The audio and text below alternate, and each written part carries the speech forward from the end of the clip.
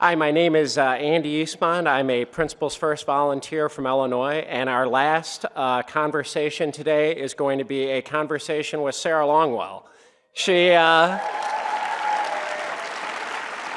Given the applause, she doesn't need much of an introduction, but she is the publisher of The Bulwark and a leading analyst of voter behavior and public opinion.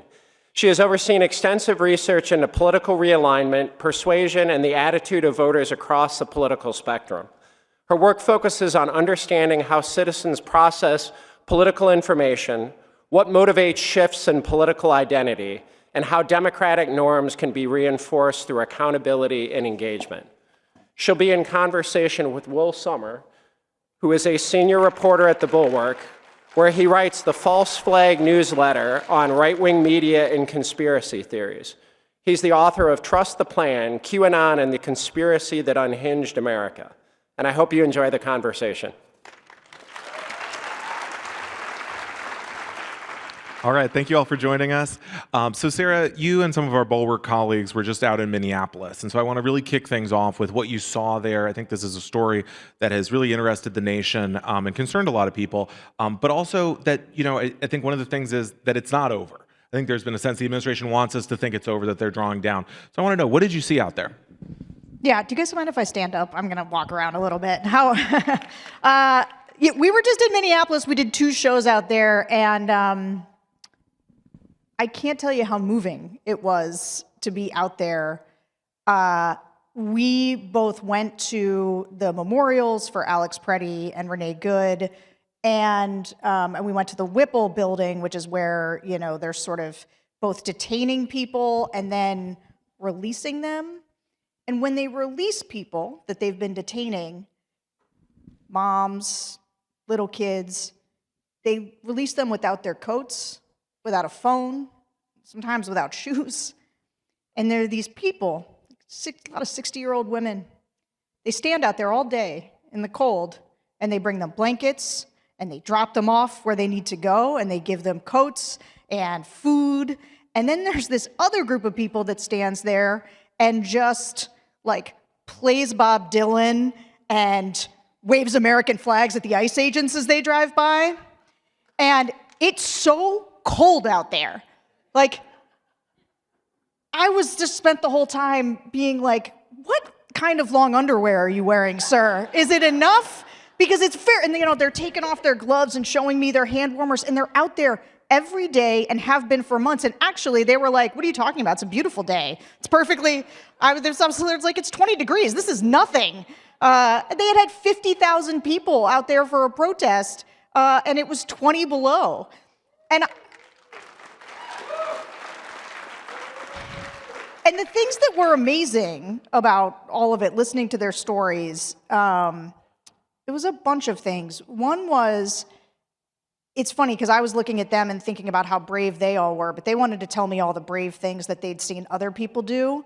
And so they were talking about how when ICE has been shooting smoke, how they, what are they called? Like there's the flashbangs and then the smoke bombs that they do at people. It's like pepper spray. It's meant to kind of smoke you out. This woman, who was an older woman, was telling me how she saw this young woman. The young people will bring out those buckets that you might keep baseballs in or something, and they would run to the smoke bombs and they would put the buckets on top of them. They would run and jump on top of them with the buckets so that the smoke didn't get to anybody else.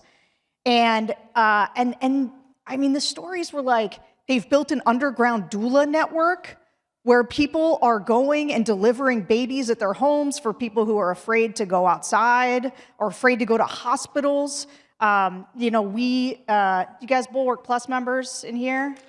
Thank you. All right, so anybody who's a Bulwark Plus member, if you're not, you should be. But but for those of you who are, what it did is it let us go out there and donate all the proceeds to Second Harvest, which is a food pantry, but it's one of those things where they set up a grocery store so people can come, but it's very inexpensive. But now they've had to become a food delivery service for people who can't leave their homes, and because the weather's been so bad. And so we donated, and they came to both shows.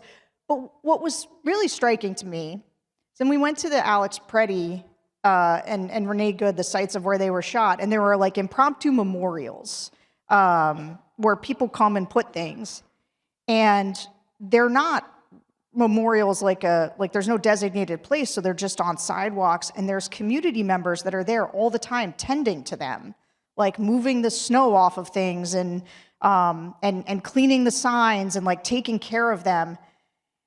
And it was just such an unbelievable expression of community and the way that people show up to take care of each other. And, I don't know if it was this time last year, but whenever we do live shows, whenever we're anywhere, the number one question we get asked is like, what can I do? I'm so mad, I'm so frustrated, and what can I do to help? And it's always hard to have an answer, right? Because nobody wants to be told, donate to a politician or, become a Poll Work Plus member. Like, those are not satisfying answers to the things that people like are feeling right now. But they have taken that helplessness, and they have turned it into this massive community that is out there protecting each other. I mean, all the women that were standing outside of, and it wasn't just women. I mean, there was a guy there. He was probably like a 30-year-old pastor who had come from Baltimore and just had seen what was going on and like stood out there every day with these women and was talking about how he couldn't preach to his own congregation if he just sat there and did nothing. Like, every single thing that we saw was this incredible expression of people showing up for each other. And I feel like, and I said this in both shows when we were out there, was like, for a country that has been trying to figure out how to fight back, for a country where we are watching a lot of, whether it's the law firms or the universities, just sort of, and the media companies, like all these people that are supposed to undergird our democracy collapse and cave in the face of what we're seeing. People are always like, they're so let down. But I did feel like what's happening in Minneapolis, like I feel like they're teaching a country to fight back. And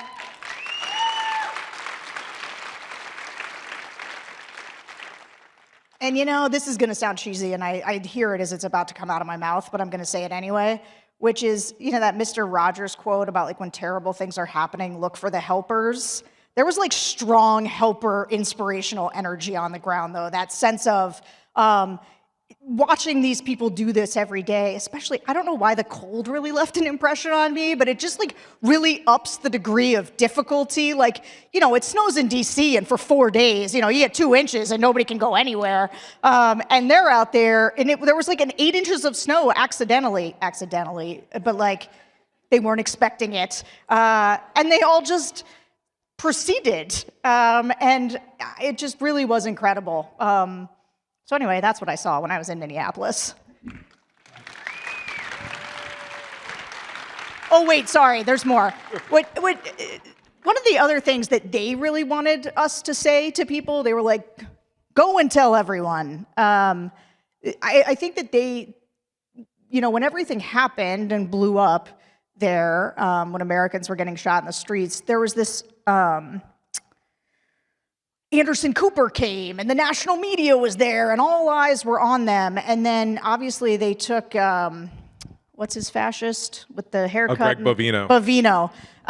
So Bovino, left, and Tom Homan came in, and so I think they feel like the national media has both moved on, and that the country feels like, well, it's probably fine now. And they wanted people to know that, like, no, like they're still there. They're not leaving.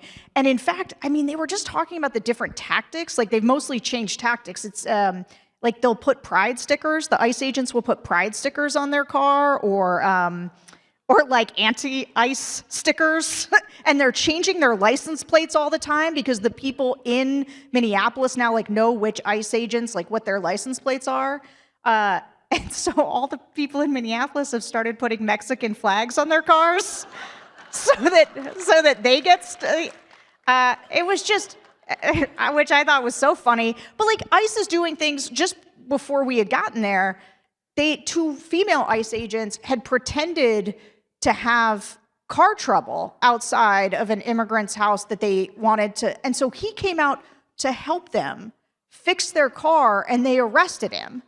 Which was, to me, very much sort of a microcosm of the cruelty, where it was like, it's sort of the way they're arresting people when they show up for their green card interviews. It's like the people who are doing the right thing are the ones getting snapped up. And so it just sort of underscores the edge of cruelty on it. Because look, I am somebody who thinks that the American people are it's totally fair of them to expect that we secure our border. It's totally fair for Americans to say, for people who've committed crimes, who are drug dealers or traffickers, like, we want them out of the country. That is not what this is. And the releasing people without the coats into the cold, it just really struck me like it's unnecessary. It's this, the edge of the cruel edge to it seems to be part of the purpose. And it's very easy, and when you sort of have to face that kind of cruelty, to be overcome with sort of the sadness of it. But that is not how those people out there were reacting.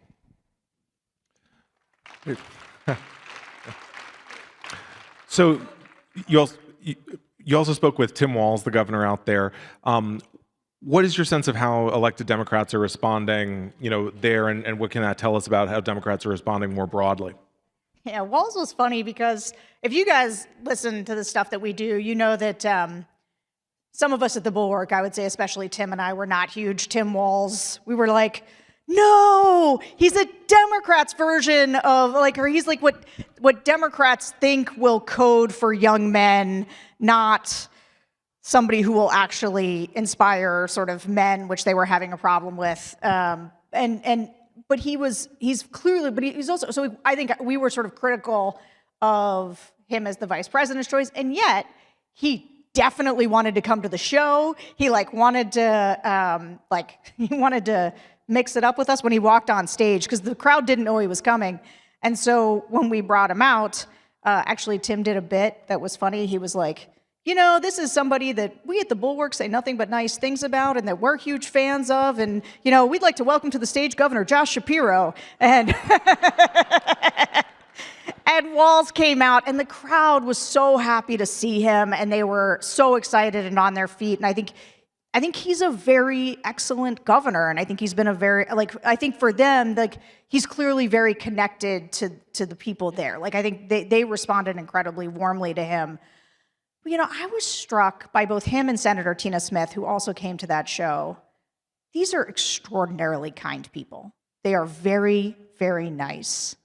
And as a result, when they talk about this administration, there's a sense that they're dealing with rational actors, or they're dealing with people of good faith, that I kind of wanted to be like, no, they're and I think that this, it reminded me that I think in some ways the frustration with Democrats that Democratic voters feel come from the fact that Democratic voters don't want their own version of Trump. They really don't. I mean, I kind of probe at this all the time to see if they just want, their own kind of bully, their own kind of, authoritarian just on their side. But they don't. They want somebody who is a good person, but they also want somebody who's really clear-eyed about what we're dealing with. And I'm not saying that these guys weren't clear-eyed, but they were a little bit as though they were still dealing with a normal political party a little bit. I don't want to overstate it, but there's an edge of that makes it clear to me that, Tina Smith, she said all the right things about what Congress's role should be, the fact that maybe we're going to war with Iran in 5 days. And Congress hasn't been consulted about it. And she was like, well, I'd be a no vote on that. But I was like, that's good. It's good to be a no vote, but maybe you should be running into the street screaming, remember Congress, remember the Senate, remember that we are here to legislate and we are being completely ignored. There's this way in which their energy right now is very mismatched to their voters' energy, which desperately wants people to fight back. And I was, again, struck by the Minnesotans there who, these are not people who are fighting back with, they're not lighting things on fire. They're not throwing things at people. They're not burning things down. they are showing tremendous restraint, but an enormous amount of determination and being proactive. And I just felt like the politicians, they deserve politicians who are matching that energy. So Sarah, you know a lot about polling. You do the focus group podcast. What are you seeing from voters? Both, I guess, Democratic voters, but also Trump voters. What are we seeing from what they want ahead of the midterms? Yeah, so look, I was trying to be careful early on. So let's say last year, I think people were sort of right out of the gate. Trump starts doing a bunch of insane things, right? He's pardoning the January 6th insurrectionists. He's just unilaterally imposing tariffs. He's ending birthright citizenship. He's given all this money to ICE. Well, hold on. I got several things to say about this, but I think people wanted sort of an immediate, like, don't people regret their vote? Don't people regret their vote? Isn't this crazy? Aren't people regretting their vote? And I was like, well, no, people are kind of saying, give it time. Rome wasn't built in a day. Like, we want to see where this goes. And so there was a period of time where voters still were kind of hopeful that Trump was going to turn things around. That has stopped. And it's not as though the bottom has fallen out. You can see it in the polling. But the level of frustration over the economy, and this is, to me, kind of a central piece of analysis where it's not just that people are mad about prices, and I mean prices for everything. It is also that every time Trump focuses on the ballroom or crypto or invading Greenland or Canada or whatever insane thing he's doing, as far as voters are concerned, he's doing that instead of focusing on lowering prices, instead of focusing on people's material well-being. And that frustration has really started to boil over. And I think it's been interesting to watch, especially young people, because one of the things that's wild about young people, I don't know how many young people are in this audience. Who are you pointing at? Is there just like a kid? Okay, you got a kid there? But the thing about, right, and I saw this during the election, we were doing focus groups, and it was clear that they had never heard of the Access Hollywood tape, like with 20-year-olds. Because it had been like 9 years earlier when they were in, it wasn't like their parents were like, hey, watch this video. And so like they didn't know. And when our social media team, they like re-upped it and put it on TikTok, and it immediately went viral. And all these young people were like, I can't believe he said that. And we're like, yeah, it was weird back then. I know that it all seems like this is the only way politics has ever been, but it's not. And so a lot of young people who were just entering the market, entering the job market, so people who were in their 20s, right, they were like 10 when everything started, 11, 12, and for a lot of it, it was COVID and Biden when they were coming of political consciousness, so they were kind of like, I don't know, we'll do this other guy who maybe seems like he'd be better for the economy. And so young people were the first to be like, nope, this is not what I wanted, this isn't working for me. Because Trump way overperformed with young people, but they've been the first group to drop, and the other group that's really dropped has been Hispanic voters. And this has been one of those things where, and again, it's mostly economic issues, although I think with Hispanic voters, there is also, it's funny how many people heard Trump say, I'm going to deport criminals, and thought, so he's going to deport criminals. Like, that's a totally reasonable thing to say, who now also are looking at what ICE is doing and thinking, like, that is not what I voted for. And so both young people and Hispanics, and I think for Republicans, they really thought Hispanics, they were like, this is our new voting bloc. Like, this is how we are going to become a dominant political force. And that section of voters that they overperformed with, like, those were, the first, last in, first out, is sort of the phenomenon you're seeing with those voters. And then there's a subset of voters, swing voters, that I always called the red-pilled voters. And these are your, like, the comedians, the bro podcasters, whatever. And a lot of those guys were just like, I don't know, Trump's coming on our podcast. I like him better because she won't come on our podcast, but he will, or Joe Biden's old, or whatever. And he just seemed like a little more fun. I mean, I don't know why, people vote for people for a lot of weird reasons. But the fact that he was just out there was something that they liked. But now that group is the kind of group that like, they're swingy in the sense that they're kind of liberals. Like they liked the idea that Trump's not going to take us to war. He's going to focus on the economy. He's going to be more populist. And they're like, this is terrible now. And so a lot of those groups are the ones that are sort of either running away fast or sort of drifting away, especially as the economy doesn't improve. So you were recently quoted in an article in The Atlantic by Mark Leibovich talking about your frustration with Democrats, so much so that you had to apologize for your tone on the phone, saying, "I'm sorry I started shouting," you know. So which Democrats are doing it right, as far as you can see? So here's this. I want to tell you this story really quickly. Raise your hand if you consider yourself like a lapsed conservative or Republican, like somebody who used to be. Okay, and then how many people would say like, yeah, I'm like a center-left liberal? How many people are like, I'm a dirty lib progressive, hardcore? Okay, all right, good mix. Well, I gotta tell you, so I go and speak at these things sometimes, and I was at it's a group that does actually very good work, and they were having like a retreat. But as I was talking like this, they were all at tables, and they were like doing an arts and crafts project, like knitting or something. And I was like, these are adults. What are they doing there? And they're like, oh, well, you know, people, it's soothing and whatever.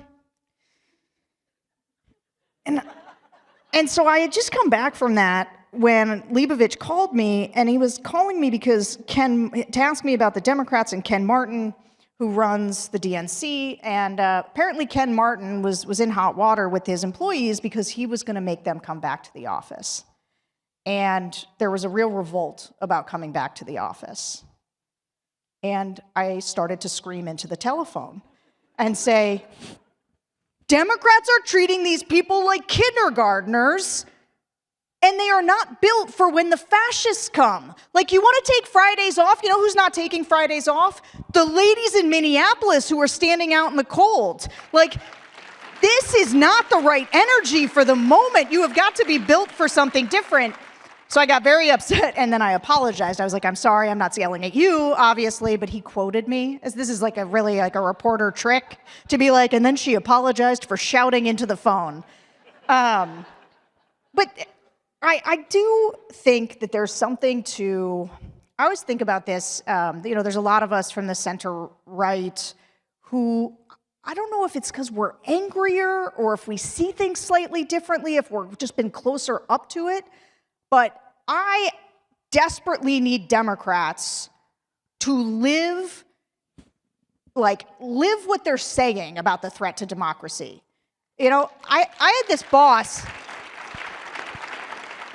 I had this boss when I was a young Republican, you know, operative, and you know, I would have to do some task, right? I'd have to get like a CEO on the phone or something like that, and I'd be like, yeah, I can't get him. Left a couple voicemails, called his secretary. He's not answering the phone, and my boss would be like, well, what would you do if your life depended on it? And he wasn't threatening to murder me. He was asking me like, if the stakes were enormous for you, what might you think about doing? Because if you're like, well, shit, if they were going to kill me if I didn't get this done, I guess I'd drive to the CEO's house or I'd find their friends. Like, and you suddenly start thinking about all the ways you would achieve this thing if your life really depended on it. And so I think about that when you say democracy depends on it. How do you behave if democracy depends on it? Do you nominate the 82-year-old? Maybe not.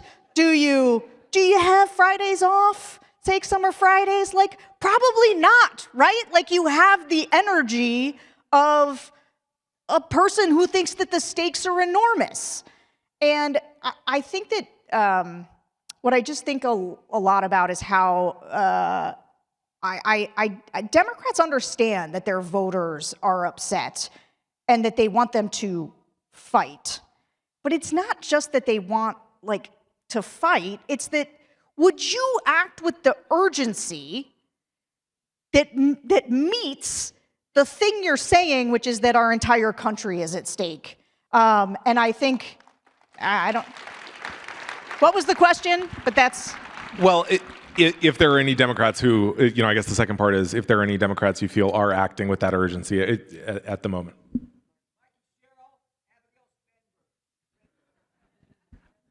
Well, you just named two of my favorite Democrats. Those are what we like to call bulwark Democrats in our office.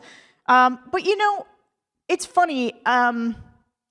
Yes, I think that both of them obviously won by huge margins. I think that they were tactically understood that they needed to run on energy prices and affordability on those issues. That is what voters care about right now. But I think that what's interesting about the moderates that we love is they are often quite temperamentally moderate, too. And sometimes I'm like, how do I take the soul of a progressive and jam it into the policies of a moderate? Like, how do I make that? What does that look like? But and it's funny, the polling that's coming out right now, there was just a new poll that came out, and it was like Mark Kelly, who had been at 0%, because no one knew who he was like suddenly at 7%. Well, why is Mark Kelly at 7%? Because Mark Kelly, when Pete Hegseth was like, I'm going to take away your pension, and also we're going to sue you guys for telling people not to follow illegal orders, he was like, go pound sand, and like, I'll sue you back. And so suddenly voters are like, oh, well, that's interesting. And when I do the focus groups, we did something very specific not that long ago, where we took a bunch of people who say they want the party to be more progressive, and then we took a bunch of people who said they want the party to be more moderate, and we did a bunch of groups in that frame, and if you hadn't told me which group was which, and I just listened to them, I wouldn't have been able to tell you which were the more progressives and which were the more moderate. Because they both sound exactly the same, because it's not about moderate or progressive right now. That's become a weird inside the Beltway frame. They want somebody who's going to be more aggressive. And again, it's like finding somebody who feels like they're acting with the urgency that the moment requires. There's like, I always want to say that they know what time it is, because that's what the kids say. I know what time it is. But look, I mean, I have my favorites. I think there's people who are sort of, I think there's sort of like your Bashir, Shapiro kind of class, that Buttigieg, that are like actually more policy moderates. And then you've got your more progressives, your AOC. I don't know who else is like. Yeah, well, I was thinking more presidential candidates, but like, I mean, the Jasmine Talrico thing is like a kind of a perfect microcosm, right, of I think what the Democratic Party is grappling with, which is Jasmine has the like, I'm going to go punch you in the nose, I'm a real fighter, I'm going to get up here and just say what's what. Versus a Talrico, which has a slightly more like, I'm going to talk in the language of a Christian, and like is going to, and I'm actually not sure policy-wise, again, I'm not sure policy-wise Talrico and Crockett are all that different, which means it's mainly temperamental. Because Jasmine Crockett, for as much as people think of her as a more progressive candidate because she's fighting, she's not. Actually, Jasmine Crockett, policy-wise, is a pretty mainstream Dem. And so I do think for voters right now, they are just much more interested in people who can find the right temperament. And honestly, when I was watching the people in Minnesota, I was like, who's doing it well? The people in Minnesota are doing it well. Like the regular people, much more so than the actual candidates. Because, if you guys listen to me, you know that I'm like kind of lukewarmish on Newsom. But I bet a lot of people like him because he's at least fighting with Trump on sort of Trump's terms. Now, I think that performance art is like a lane that needs to be occupied. Somebody's got to do that stuff. Does that make you qualified to be the next president, or does it make you the right candidate to be the next president? I'm not sure about that. Actually, I am sure, but I think about it. I just... So as we close out here, let's take it back to Minneapolis. I mean, if you could share another story or someone you talked to that gave you hope in terms of something you saw in Minneapolis. Yeah, I mean, there was like this guy. He was probably a little young. How old are you? 37. I bet he was your age. Not mine. I'm much younger than you. But he was probably like in his mid-30s. But he's like a grown man, and he just walks around and like takes care of the Alex Preddy Memorial, where people, it was like unbelievable. They were just like stethoscopes hanging from all the trees, and a lot of like doctors, like nurse, like jackets with writing on them, and a lot of prayers and flowers. But he just is from the neighborhood, not an activist, not a big political guy. And he just hangs out by it and talks to people. And he's not somebody where you're like, oh, well, is that creepy to just have someone that just wants to chat the whole time? Like, no, just sort of like, no, I decided that we didn't want the city to come around and just, clear everything out. And like, we're making sure that each day we're taking the stuff and putting it somewhere so we can get it to his family. And it made me think about, and it sort of makes me think about both for the Bulwark, for a group like Principles First, it's a lonely time for people, and it's a scary time for people, and people feel unmoored, and they feel like they don't know where to look for help. And the place where they are finding it, they're finding the ballast, is in community, in the communities that they can put together. And I believe so strongly in building new communities, in building places where people can gather and give each other sort of strength and reinforcement. And that kind of, people come up to us at the Bulwark shows and they're so lovely and they say things like, will you keep us sane? And I'm like, well, you keep us sane. And it's just the looking back at each other to say, we're not insane. Like, what is happening is insane. Like, we're fine. We're all seeing the same thing together. And that is reassuring for people, but it is also where you can find people to do the thing with, to go and do something. I mean, it was clear to me that the reason that they were able to stand out there in the cold is because, like, they liked being together and they liked showing up for each other. And that's what kept them coming up back day after day. And I do think building community, including the one in this room, is a big part of how we get out of this moment. Okay, Sarah Longwell, thank you so much for joining us. It's great to see all. everybody. Hi.